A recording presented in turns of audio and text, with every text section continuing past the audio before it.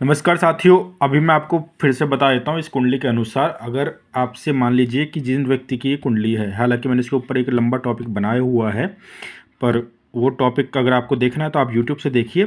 Temporary मैं इसके ऊपर बता देता हूँ आपको कि जैसे एग्जाम्पल के लिए इसी प्रकार की कोई आपके पास कुंडली आती है, ये एग्जाम्पल कुंडली मैंने लिया है।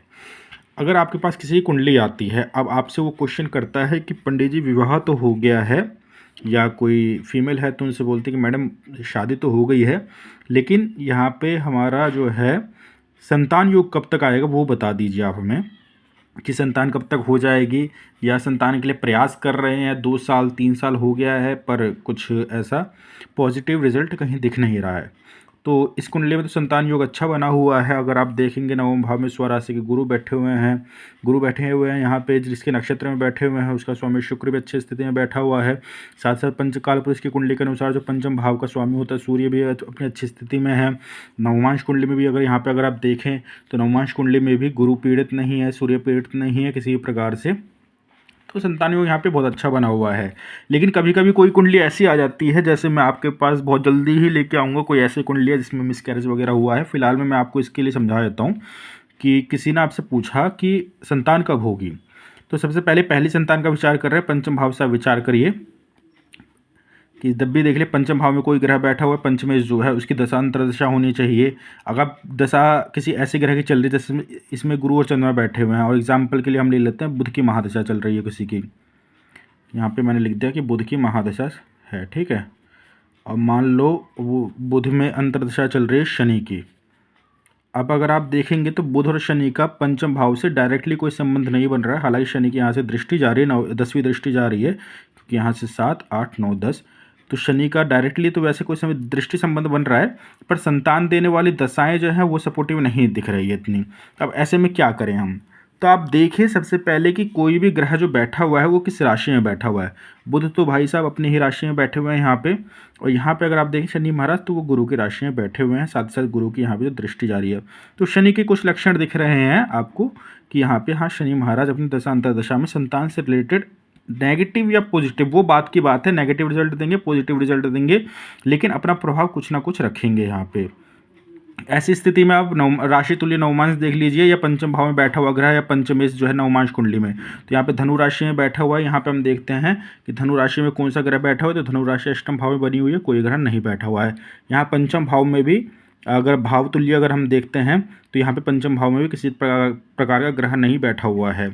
तो अभी हमें राशि तुल्य नवमांश नहीं मिला है, ना ही हमें नवमांश कुंडली पंचम भाव को प्रभावित करने वाला ग्रह मिला हुआ है।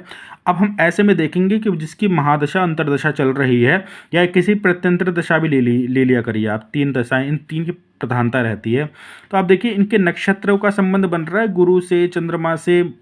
पंचम भाव में जो कोई भी ग्रह है, किसी की भी कुंडली देख रहे हैं आप, तो ये देखिए कि किसी प्रकार से उस ग्रह से संबंध बन रहा है। जैसे मान लीजिए एग्जाम्पल के लिए किसी व्यक्ति की कुंडली में बुध ही बैठा हुआ है पुनर्वसु नक्षत्र में, तो वहाँ भैया ये गुरु का नक्षत्र हो गया, तो बुध भी आप अपने दशांतर दशा में संतान दे देगा, पंचम भाव का फल दे देगा। अब ऐसे में उस फलादेश को और स्ट्रॉन्ग अगर आपको करना है तो आप क्या करिए कि गोचर में देखिए। तो अगर आप देखेंगे तो कभी जैसे अभी करंट में मैं आज ये वीडियो बना रहा हूँ, तो अभी करंट में महाराज गुरु जो चल रहे हैं वो मिथुन राशि के ऊपर इनका गोचर चल रहा है। तो गोचर में भी आप देखेंगे गुरु के यहाँ से दृष्टि जाएगी, फिर गुरु संतान का कारक होता है, भाव का कारक होता है, पंचम भाव का कारक भी होता है, तो गुरु की प्रधानता अधिक ली जाएगी। या फिर इसमें तो गुरु ही इसमें भाविस बने हुए हैं, लेकिन किसी दूसरी कुंडली में कोई दूसरा ग्रह बन रहा हो, तो वो जब उस भाव का जब पंचमेश अगर अच्छी स्थिति में गोचर कर रहा हो, अपने उच्च राशि में गोचर कर रहा हो, या पंचम भाव से गोचर कर रहा हो, तो अपनी गोचर के टाइम पे भी वो कई बार कंसीव करवा देता है। तो इसका जैसे आपको दशाएं वगैरह मिल रही है और आपको गोचर सपोर्टिव मिल रहे हैं, तो आप प्रेडिक्शन कर सकते हैं। हाँ ये है कि प्रेडिक्शन आपको उस हिसाब से करना है कि प्रेडिक्शन आपको ऑल ओवर कुंडली एनालाइज कर लेना है कि किसी प्रकार का कोई दोष तो नहीं बना हुआ है, पंचम भाव पंचमेश किस प्रकार के नक्षत्र में बैठे हुए, उनका स्वामी किस प्रकार की स्थिति में बैठा हुआ है। ये सारी बातों को जान लेने के बाद ही फिर हमें प्रेडिक्शन करना चाहिए। हालांकि एग्जाम्पल कुंडली मैंने ली हुई है ये, लेकिन मैं आपको आगे कोई ऐसी कुंडली ज़रूर लेकर के आऊँगा मैं। हालांकि मेरे पास बहुत सी कुंडलियाँ हैं ऐसी जो केस स्टडी है, तो मैं धीरे-धीरे आपके पास एग्ज़ाम्पल के लिए कुंडलियाँ लेकर के आऊँगा। इसकी ये जो कुंडली है, ये जो मेरा टॉपिक है, ये मैंने वीडियो अपलोड की हुई है। इसके 2 पार्ट है। आप देखेंगे तो आप इसका जो टॉपिक था विवाह कब हुआ, विवाह और वैवाहिक जीवन, इसके मैंने 2 पार्ट बनाए हुए हैं। आप उस वीडियो को देखिए, आपको काफ़ी कुछ जानने को मिलेगा कि किस प्रकार से प्रेडिक्शन किया जाता है विवाह होने का। आशा करता हूँ कि आपको अच्छा लगा होगा। सपोर्ट करिए, लाइक करिए, सब्सक्राइब करिए और अपने इस वीडियो को अपने जो भी ज्योतिष में थोड़ा बहुत भी इंटरेस्ट लेते हैं तो आप उनको ये वीडियो भेजिए। धन्यवाद। राम राम।